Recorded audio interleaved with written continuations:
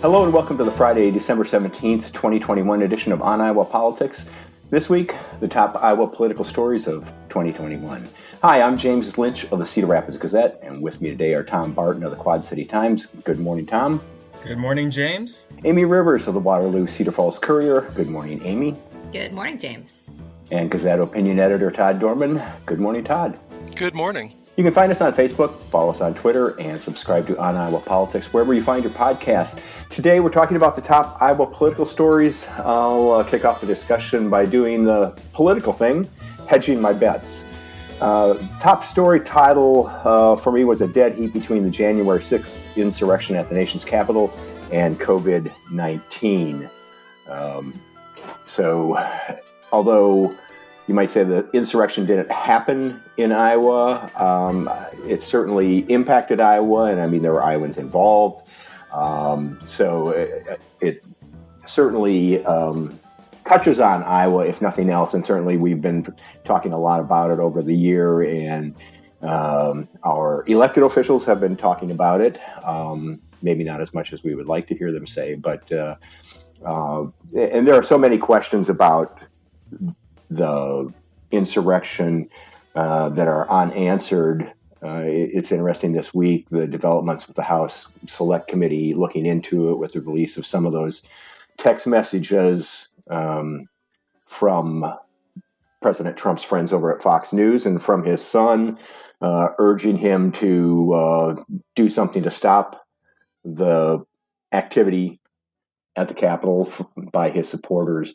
And quite frankly, I think this is a story that is going to be with us for quite some time. And the impact, we haven't completely felt the impact yet. And then COVID, same situation. It's not over. If anything, the news reports this morning, it sounds like it could be worse this winter than it was last winter, which is hard to believe. It's hard to believe that more people have died of COVID this year than in 2020. That's quite an accomplishment. Something to hang our hats on. Did you think in 2020 we were going to be making COVID the top story for 2021? No. I mean, when we first were introduced to COVID, we were talking about a couple months, 6 weeks, 2 months, we'll all be back at the office, back to normal. And, well, we've only missed that by 18, 20 months. So let's hope that it's not the top story in 2022. Yeah, I mean, at this point in 2020, we had a vaccine that was ready to go and people were going to start getting it, in the new year. And so, it seemed like that was going to be the end of it at some point, but I don't think we anticipated maybe how many people would refuse to be vaccinated and how political that whole thing would become. I mean, I guess it shouldn't surprise us because that's how everything is. In hindsight, the whole, vaccine mandate situation, should that really have surprised us, given how politicized and contentious wearing masks were? I mean, if people weren't going to wear masks, were they really going to get vaccinated? Well, and it's surprising that such a large mandate, would be needed. I mean, I thought it just seemed like everybody was so, tired of the pandemic and wanted it to end that, I figured maybe 10% of people wouldn't get vaccinated or 15, not, 40%. Right. And how much of this is to do with sort of the new world order of we're now, a lot of us looking at different social media feeds. We're looking at different things that algorithms are giving us differently. We had different language to talk about this. And the same thing with the insurrection. I think you could make an argument that the different political persuasions and different people are just sort of living in different realities. And that's something I think we really hadn't thought was going to happen and something we might have to reckon with, in the coming years if we want to sort of get back to a shared reality with shared facts. And you're right. I think the January 6th insurrection is a perfect example of that, of people living in two different realities and nobody having a shared, understanding of the facts. And it's surprising and frightening to me, quite honestly, that you still have a large segment of the population, and you still have politicians continuing to, feed this false narrative or this false belief of there being a rigged election, that it was stolen, that there's widespread fraud. In the fact that you can't get, politicians to, again, recognize what numerous courts and judges and reviews have found and definitively said, look, there was no widespread fraud. This election, was free and fair. It wasn't stolen. And yet we're continuing to deal with this. And I think that's the big story of the year, unfortunately. Yeah. I mean, we knew that we knew that if Trump lost, he was going to say it was rigged and stolen. We knew in some way. And at least in that case, I mean, all of us didn't, we didn't see the votes counted in Wisconsin, and we didn't see these things happening. But I mean, that's the remarkable thing about the gaslighting over the insurrection, is we all saw it. I mean, we saw them in the Capitol. We saw them storming the steps and knocking down police officers and breaking windows and stealing things. I mean, we saw it happen, and yet they're telling us not to believe what we saw, which is and the fact that that's actually worked with some segments of the political landscape is, I mean, it's a new level of sort of this, people keep calling it post-truth, and I guess that's probably accurate. It's the truth. We're in post-truth, but yeah, I mean, there are trials going on. There are videos coming out almost daily during those, because of this legal process of these things happening, and we're being told not to believe that, which is, it's just, I mean, I don't know where we go from here if this is, what we're going to do. Well, but Todd, they told us that we landed a man on the moon too. We all saw that on TV, and that didn't happen. Yeah, I don't. Yeah, I understand, but I don't think I don't think like 60% of the Republican Party believes we didn't land on the moon. So, I mean, they believe that the election was stolen and that this attack on the Capitol was no big deal. It was interesting. This week I saw a story. Hugh Hewitt, who is a conservative, I don't know what, blogger, radio personality, was moderating a debate in Minnesota for the GOP gubernatorial primary. And his first question to each candidate was, do you believe the election results? Do you believe, that it was rigged? And it's almost like maybe that's the first question we need to ask every candidate running for office these days is, do you believe the 2020 election results? Do you believe in those? Do you believe it was rigged?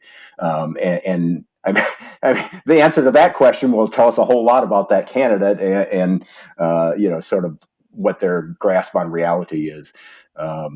So heading into 2022 in primaries, I guess maybe that's something to keep in mind. Other stories that tripped your trigger in 2021, Amie? I think definitely one of the big ones for me, and you could argue whether this is political or not, was the UAW strike. I do think it's political because in an environment where you've got the state legislature, governor sort of working to tamp down, unions and bargaining, and sort of the few years that they've made it optional, basically to have then a big strike and then have, leadership kind of sit on the sidelines and not say much about it. That was really interesting. And then you almost had, the NRCC, ostensibly on behalf of Grassley saying, that there was problems with the strike. Farmers were hurting, and the supply chain was hurting, and it wasn't a good time. And that's really interesting because you started to see people take political sides to this. This was 10,100 workers that were affected in several states. In Waterloo, it was over 3,100 workers approximately that were affected. So this was definitely a big deal locally. But I think you could make a case that this might be the beginning of what might be more strikes. We've got such a shortage of workers that unions are having more power. Workers are having more power. So I think in 2022, we are going to possibly see more of those coming down. It also struck me that this was sort of a gift to the Iowa Democratic Party, for them, the party to latch on to, how many, social media posted you see of, Democratic office holder on the picket line, with the striking workers.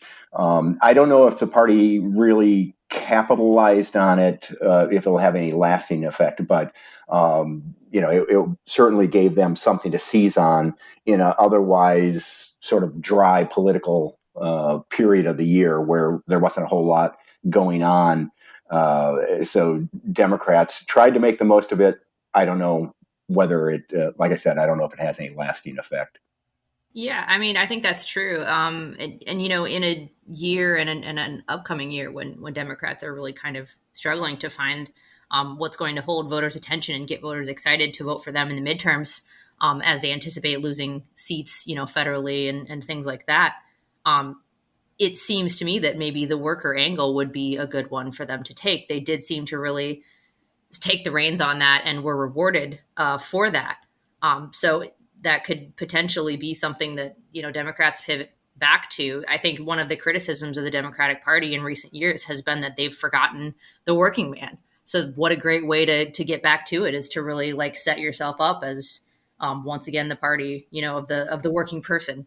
And the question I have is how many of those folks at John Deere and other places that are striking are voting Democratic. A story this week showed that something like, I want to say 60, 70% of the striking workers at Kellogg's in Michigan voted Republican. Now, will this experience change those votes? I guess that remains to be seen. We may get a taste of that, in November. But the blue collar workers have sort of been migrating to the Trump party for the past few years. So, I don't know if it'll have an impact on Democratic politics or not.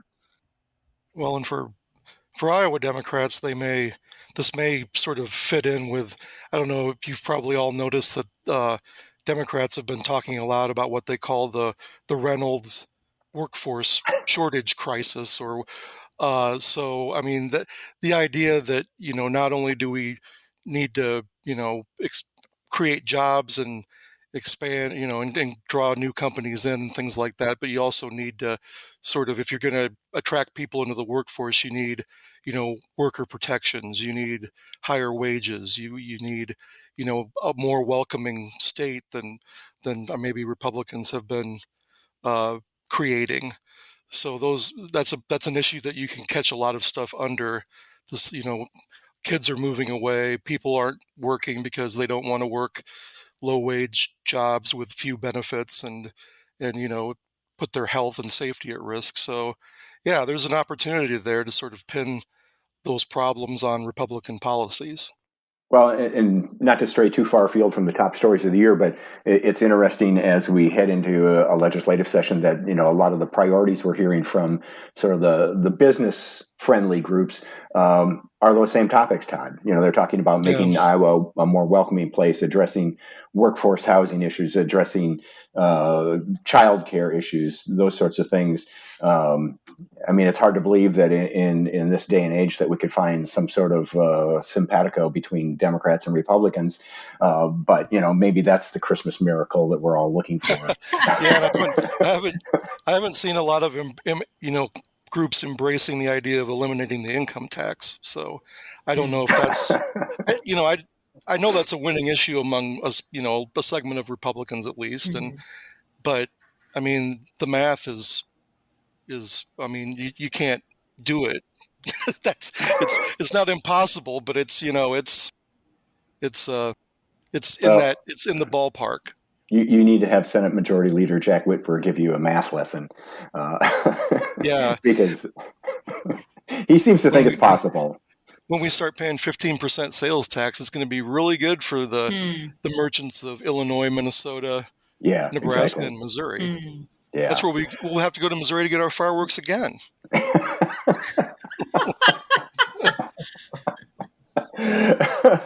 Tom, what's on your list of the top political stories from the year? Yeah, so the top political story of the year for me was Iowa's second congressional district election challenge. The race that at one point seemed like it would never end.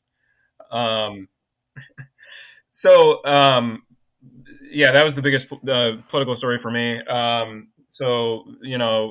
It was one of the closest congressional races in decades. One of the closest congressional races, in U.S. history. A incredibly razor thin 6-vote margin. There were, several recounts. Discrepancies in the recount process, ballots that Democrat Rita Hart claimed were wrongly rejected, and that voters were disenfranchised. There was just so many twists and turns with this story, and it went on for months. And it turned into a national story with, national Republicans picking up on this, and casting this as an attempt by Democrats to try and steal or overturn a state certified election. At the same time that, you're dealing with the fallout and the aftermath of the January 6th insurrection and the attempts by, Republicans to try and overturn the presidential election. That was the top story for me. What was interesting to me about this is that it was even close in the first place. We're looking at a congressional district that had a Democratic voter registration advantage. Johnson County is in that district, which gives a Democratic candidate about 50,000 vote advantage, from the starting gun, you might say.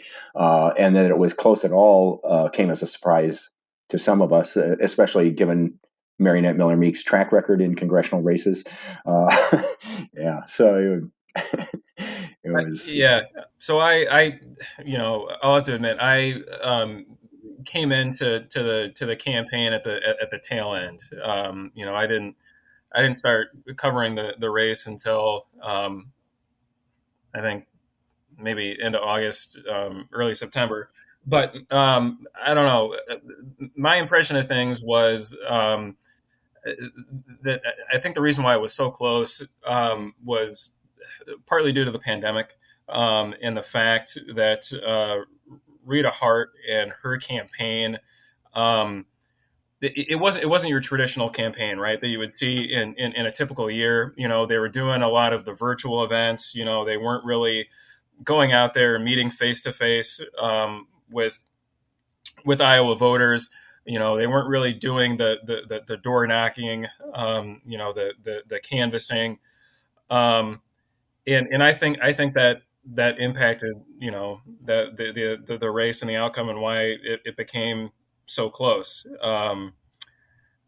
The other thing about that race that I think was strange to me was the fact that the retiring Democratic incumbent, Dave Loebsack, didn't really campaign for Rita Hart. You didn't really see him out there, trying to energize Democrats and energize voters to go out and support Rita Hart. Instead, he was out there campaigning for Joe Biden. And when he was doing that, you didn't really hear him talk about Rita Hart. So I found that odd as well. It's going to be interesting. Given the current situation with COVID and the Omicron variant, if this continues, will Democrats make the same choices they did in 2020 about in-person events, door knocking, those sorts of things? Because it didn't work out very well for them. And Republicans, say they think that gave them a huge edge in 2020, being out there knocking on doors and doing in-person events. So I would be surprised if Democrats made the same decisions if this is still a concern in the summer and fall of 2022. Yeah, I think you're exactly right. I think that's why this race became so close, and why Marionette Miller Meeks, and I guess it's why she eked out with 6 votes, although it's still kind of a question mark there, right? But I think that's why you saw her make gains in some of those rural counties, south of Iowa City, south of the Quad Cities, counties that previously, went for Loebsack, that, Miller Meeks was able to flip because, she was able to get out there. She did the face-to-face, whereas, again, Democrats and Rita Hart, kind of opted for the virtual method, and that limited their outreach and their ability to get out to those voters. And had they done those face-to-face events, who knows, maybe it would have flipped the other way, and it would have been Rita Hart by a slim margin or more. I have to think that not doing face-to-face events on the University of Iowa campus probably hurt Rita Hart. That's a population that you expect a lot of Democratic votes, but there are a lot of undervotes in those precincts in Johnson County where people voted for president, but they didn't vote for Congress. Surely there were half dozen or more people who would have voted if they had seen Rita Hart in person multiple times, as you normally would see in a campaign there. Todd, anything we've missed so far that's on your list? A couple of storylines from the year that I thought were important and interesting. You had the sort of politicization. It's God, I need more coffee. Of these sort of local elections and local school boards, and just the governor basically called on Republicans to treat those races like a general election and go out and elect conservative candidates. And we've seen the issues crop up in school boards. You've got the battle over various books. You've got the battle over masking, whether masks should be required. And after a federal lawsuit led a judge in Des Moines to basically say that barring schools from mandating masks discriminates against disabled Iowans, people that are more susceptible to infection, that sort of thing. And going forward, that's those dynamics are going to carry over into the 2022 political general elections and primaries. This idea that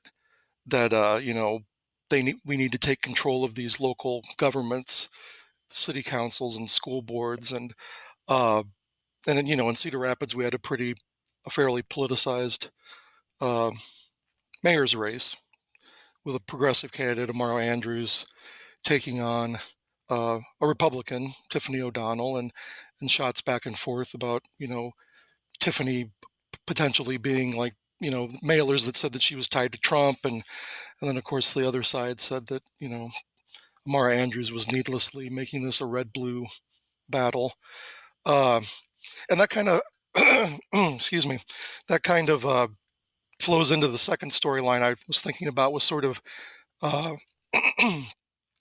how the approach to education policy in the state has changed so much in just the last few years. I mean, it used to be fairly a bipartisan, uh, a bipartisan sort of effort to improve public schools. I mean, Republican governors had improvement plans, Democratic governors had improvement plans. The legislature routinely passed reform measures and teacher pay changes and things.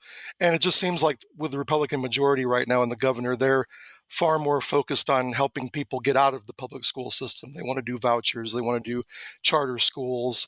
They have attacked schools, as I said, for having some books on the shelves, and they took away their ability to manage the pandemic based on local conditions. And we've seen an erosion of local control for schools. They got a 1.7% funding increase, which didn't keep up with inflation. And Republicans are talking a lot about inflation, but I doubt that they're going to do a 6.8% increase in school aid next year, but which would keep up with inflation. So, yeah, it just seems like, Terry Branstad was a big proponent of public school reform. Vilsack, Culver also. And it just seems like, Governor Reynolds was really the first governor that I can remember that gave a condition of the state speech and put out an agenda that did not have any measures to try to improve public education. It was all focused on let's help people get into private schools because public schools are failing. So that's a pretty big change in dynamic. Then it's going to have a pretty broad impact going forward. One of the other storylines, and this is tied to the pandemic, is the pandemic relief that we've seen from Congress, the CARES Act, the American Rescue Plan, that is pumping a lot of money into the state of Iowa, into communities all across Iowa. And Amie, you mentioned that there are a lot of decisions facing local governments about how to use this money and how that might impact those communities. Yeah, they're looking at, what they can do with the money, first of all. So you're basically like tied to certain things depending on which bill we're talking about. Obviously, like the first CARES Act, of course, was like tied to really specific things. Like you could use it for broadband, you could use it for, sewer and water infrastructure, that type of thing. It's a little bit broader in the American Rescue Plan, but you still got to sort of abide by certain regulations. But nevertheless, a lot of Iowa communities do have a lot of water infrastructure issues. I mean, you had the Iowa DNR that came out with these new rules that are affecting a whole lot of really old legacy sewer and water systems that are going to cost millions and millions of dollars for these cities to fix. And largely, they really don't have that money unless they bond for it. So that's really going to be helpful if cities do decide to go that route. Another thing is broadband. Waterloo's now taking that really seriously after passing a bond that said that they could indeed put up their own broadband municipal system in the early 2000s. They've sat on it. It's really expensive to do that, to actually dig in the ground and lay all the fiber. Now that's actually a possibility. So I think you're going to start seeing, especially in 2022, but then going through 2023, 2024, all of these major projects coming to these cities that are, really, really needed. So I think that'll be a big storyline in the next couple of years. All right.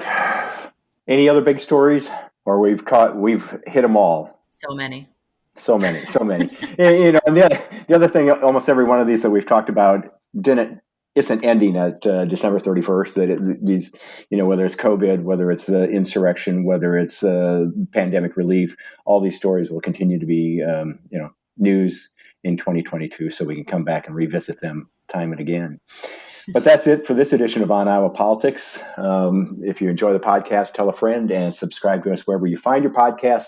Send fan mail to podcast@thegazette.com. Don't forget that the work of everyone you heard today can be found on the pages and websites of the Quad City Times, Waterloo Cedar-Falls Courier, Sioux City Journal, Mason City Globe Gazette, Muscatine Journal, Council Bluffs Daily Non-Pareil, and the Cedar Rapids Gazette. McPhisto will take us out. If you know an Iowa band or musician who should be on our show, send us a sound file and subscribe to On Iowa Politics. For Amie, Todd, Tom, and our producer, Stephen, I'm James Lynch. Thanks for listening. Be well. And Merry Christmas.